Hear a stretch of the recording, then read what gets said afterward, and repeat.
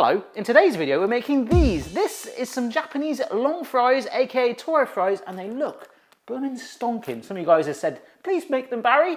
This is a King Edward spud. It needs boiling. So basically, to make the long fries, the body of it is obviously fries, potatoes. We're going to make a mash. So we peeled these potatoes and there's a few different things you can do. My favourite thing, which we just discovered, is if you take one of the potato peels like this and place it over your skin, you could pretend that you've got a hardcore burn injury to your friends at Halloween and prank them and go, ah! Ugh. That made me feel a little bit, ugh. And I knew it was potato. However, that aside, Tom just gave me a genius idea, didn't you? Cook them. Yeah, we can cook these in an air fryer apparently, a bit of salt and pepper. I've never done that. And then if I really like them, I can chop them up, use them as an additional garnish to garnish more potato on our potato long fries. Does that make sense? Recently we did a recipe video with 3 leftover banana skin recipes, banana tea, banana bacon and banana pulled pork. So potato skins might have a little bit of competition. Here we go.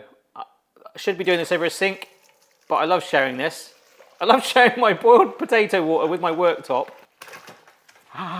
Whilst these just cool down and before we mash them, time for some long fry chat. All right, so Japanese long fries look a little bit like this. I must admit that this one is more of like a classic kind of recipe look, more street foody. It can get quite crazy indeed. So apparently they're called Toro fries and can sometimes be topped with things like wasabi, salted egg, barbecue, truffle and cheesy sauces. We might make our own homemade cheesy sauce in a minute, but maybe this is another way of showing you. Have a look at that image right there. We'll also stick that on the screen right now. That is quite nice how they've just like got it dumped in a big old box. Speaking of which, this is one that I stole from the supermarket last night.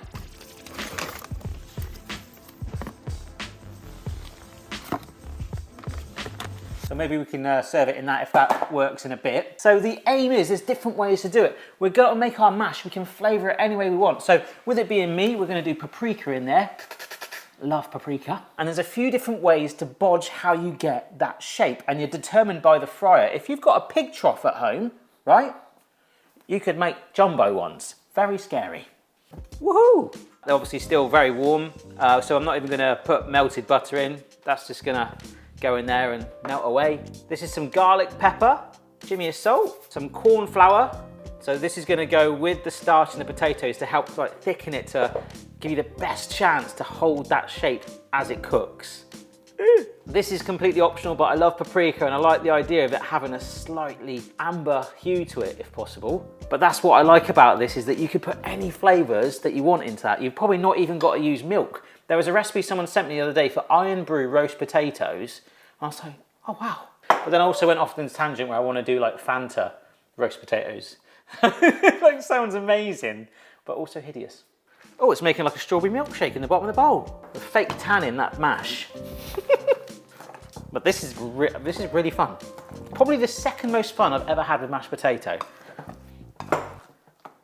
All right, so you can get a machine like that, basically a massive jumbo potato ricer. There's videos of actual chefs in Asia doing it with that machine. There's even a more industrial one, which is on the screen right now. We've just found it. Looks pretty awesome, but there are some more simple homemade methods you can do. One way you can do it is get some piping bags, and you can actually pipe it in, do your homemade ricer. You could get a ricer, you could get a Ziploc bag like this and spread the potato in. Remember, it's in bulk here, big mass like that. The more we spread it out, it's gonna be like, I can cool down way quicker, so it's gonna save us time and we can eat a lot faster. Win-win in every way. So that would happen with the Ziploc bag. What we can also do it with a board and some cling film.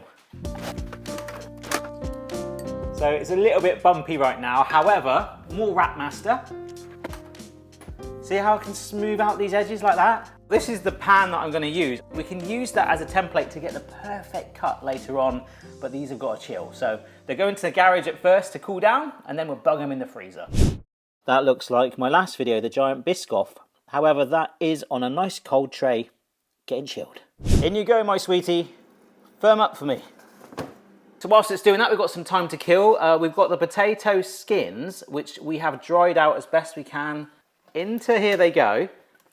Good shimmy of salt. Just for reference, this has no relation to the long fries. We're just going off on a tangent. And some spray oil. And we'll see what they turn out like. Take a look at those.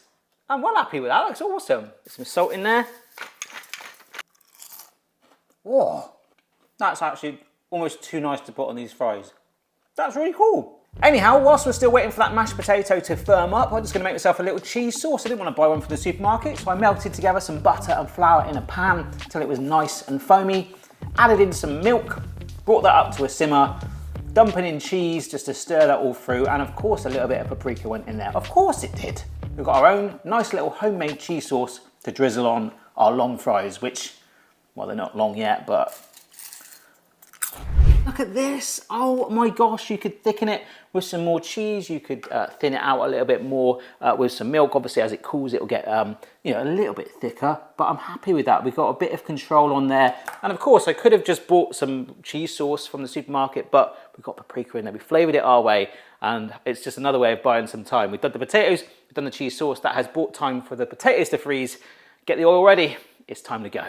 So I'm filling this pan halfway up. Hello, my reflection. If I go any bigger, that's gonna get really dangerous. Like, it means I could have made the fries a little bit bigger, but I think this will do. Let's get it warm. So we're getting that pan to about 190°C. The thing I like about that is every single second while that's preheating, we are getting those potatoes firmer to give us more control.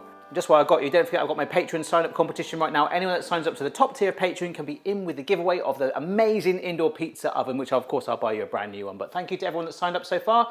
Check it out if you win. All right, here we go. I've got a lot here because I'm gonna go like this way. Oh my gosh. Oh, it's crumbly. It is crumbly still. All right, we're gonna have to probably be really, really delicate with it, but I can live with that. If I just go down like that and through. Oh no! That's better. There we go. It smells like a really nice herb butter that you put on steaks and fish and stuff. Or slice into weird lines and make fries out of. I'm really happy with that. Not gonna say they're the most perfect, intricate, accurate lines, but they are still a little bit gummy. So I'm gonna put it back in the freezer for like 20 more minutes just to try and give it enough strength before it goes in there. Right, here we go. Let's see if this works. In it goes. Go on, you big fry. Look at the size of that. I'm so unconfident that I haven't prepared my workstation for like catching. If it cooks, it's holding. I'm like so unprepared. I thought it was gonna fail. What the fry? Look at that. It doesn't need long at all. Oh no. Yes. Oh my gosh. How the heck has that worked? I've got an awful lot to do. I might try mashing one up and piping. You get the gist of it. I'm gonna keep it cold. Let's fry some more. Pun intended. Folks, I'm not sure what's happened. Look, I've just put the next batch in and they've just literally disintegrated on me. So I'm gonna try piping it instead. If not, I'll do some potato mix with no milk. That might be what's done it. Damn. Look, I put it in here and let's be honest, out of my bodge tray, it does look okay. But what I've decided to do is get the piping bag that is now room temperature and we're gonna try and fry it in the oil. We'll see what happens. If not, I've got another batch of potatoes on and we'll get there somehow. Just wondering though, if I go low like this,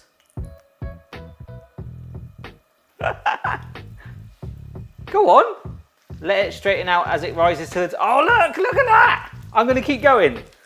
I'm gonna keep going. Oh no, look, it's sort of flaring again. What the? It starts really well like that. And if I leave it, it kind of goes, hey, I'm free. Turns into like more of like a millipede or something. So I'm gonna turn off that oil. We've got some more potatoes on the batch. This time, no butter, no milk, but I think the piping worked really well. I love that shape. So we'll see you in about 8 hours. But no freezer this time, room temperature, just no dairy. All right then folks, another batch then, this time no milk or butter in it, so it's a lot more drier. If this doesn't work, I'm just gonna go to McDonald's and super glue some fries together. Let's be honest, I do like that one again, just going back to that. Colour's the same, which is good. It just looks like maybe more of a big fish finger, yeah?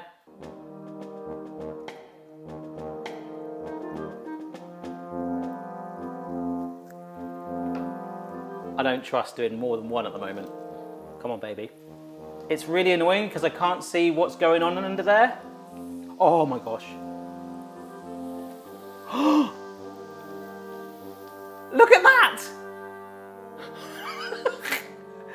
That is outstanding. Get down. Get down. Get to the paper. I mean, it's not perfectly straight.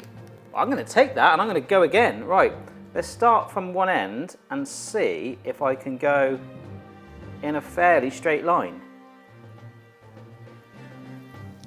No, I can't. Blimey, this is intense.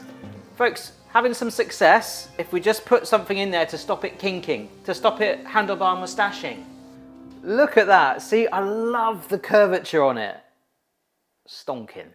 I am so glad that we have persevered with a different method here. Look at that.